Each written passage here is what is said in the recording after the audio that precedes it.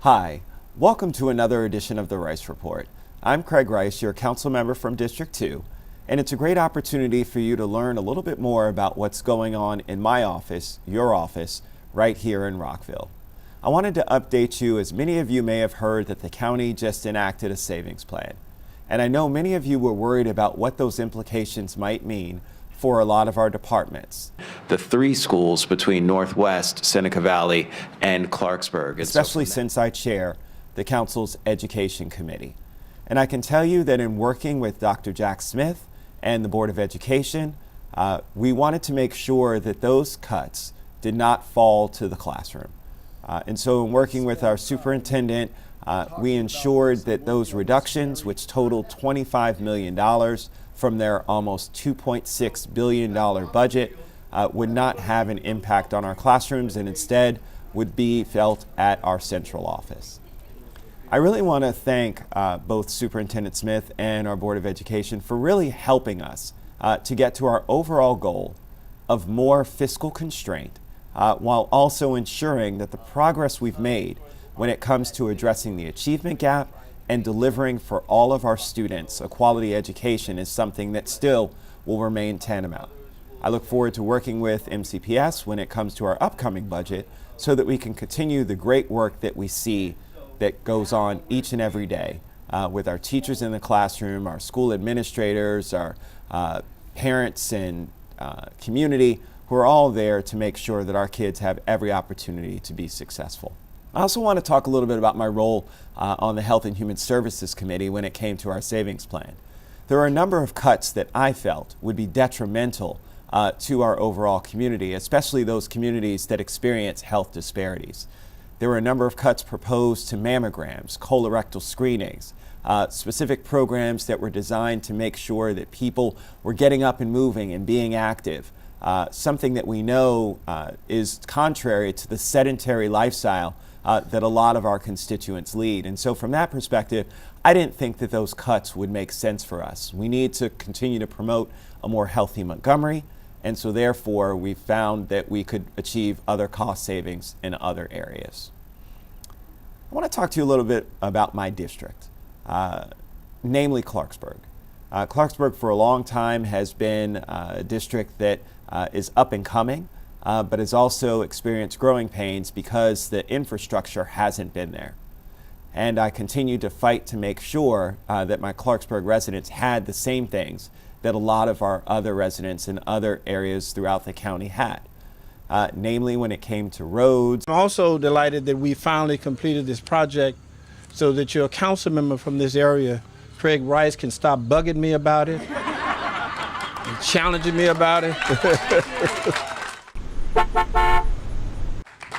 Well, thank you very much, Mr. County Executive, and you're right. I'm going to stop bugging you about Stringtown Road, but there's a long list of other things that I have, and so I'm very happy to say that we have finally located an area for a Clarksburg Fire Station and have committed to introduce that as a part of our budgeted CIP. And so that means that a Clarksburg Fire Station will soon be coming to the historic district of Clarksburg. Not only is this a great increase in terms of service delivery for Clarksburg, but it also means that those residents in the historic district in Clarksburg will actually now have access to sewer.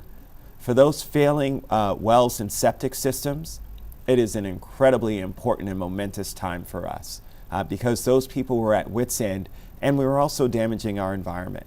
So we served dual purposes here, and I'm very proud to have been a part of this and appreciate the help from our county executive. It was a few years back that we signed a letter to WSSC demanding that we do something for these residents. We need to do the right thing to make sure that we are promoting environmentally sound practice, which is making sure that we don't have failing septic systems here in this area. I'm so happy to say that the job is finally underway.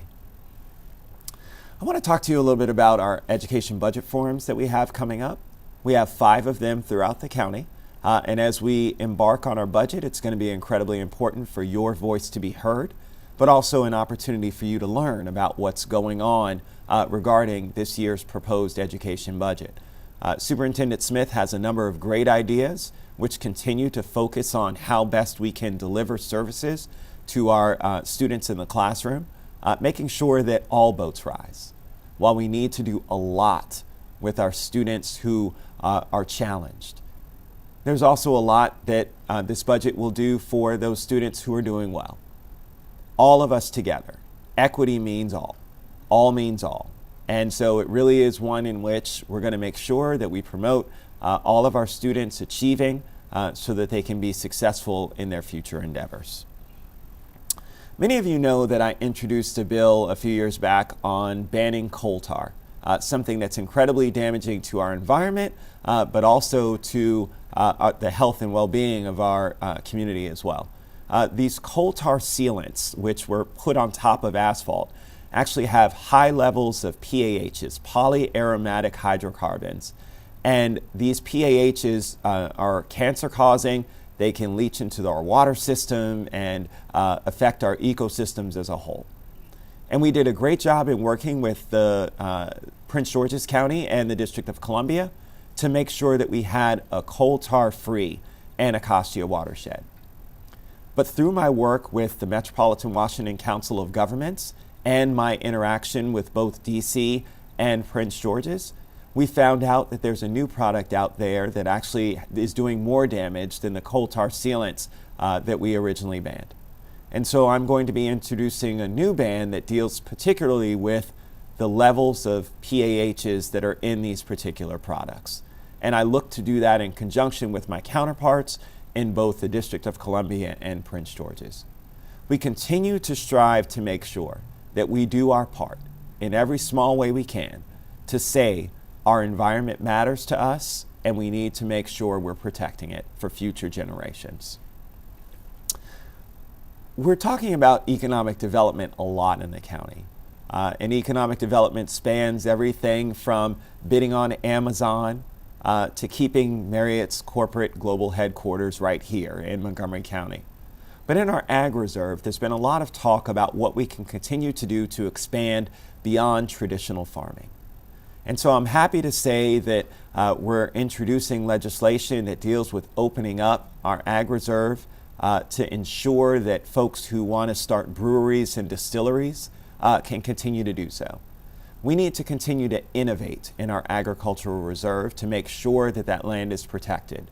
We want to make sure that those folks who are landowners there can continue to make a go of it, even though they understand that commodities farming is becoming even more competitive and more difficult each and every day. And so from that perspective, whatever we can do to ensure that agricultural processes remain the focus and that there's not pressure on our Ag Reserve to develop is going to help us to be successful in our overall mission to make a very balanced Montgomery County. So you see, I'm thinking about things all across the board, from education to breweries and distilleries to environment. We're trying to make sure we're delivering and firing on all cylinders to make sure everything comes together for you. I promise that I will continue to work with you as your council member representing District 2 to continue delivering on that dream and that vision. Montgomery County is definitely one of the best places to live, work, and play, but it doesn't happen without work, hard work, and communication between all of us. Continuing to deliver on all those things that are important to you that make sure that your family is happy, healthy, and successful. So thanks for tuning in to another edition of the Rice Report. I appreciate your time, and I look forward to talking to you. And keep in mind, you can always reach out to me on Facebook. It's Councilmember Craig Rice. On Twitter, it's @RicePolitics. And you can always call my office, 240-777-7955. However you reach out, know that we'll be out there listening to you, ready to work together, hand in hand, to make this one of the best places in the world.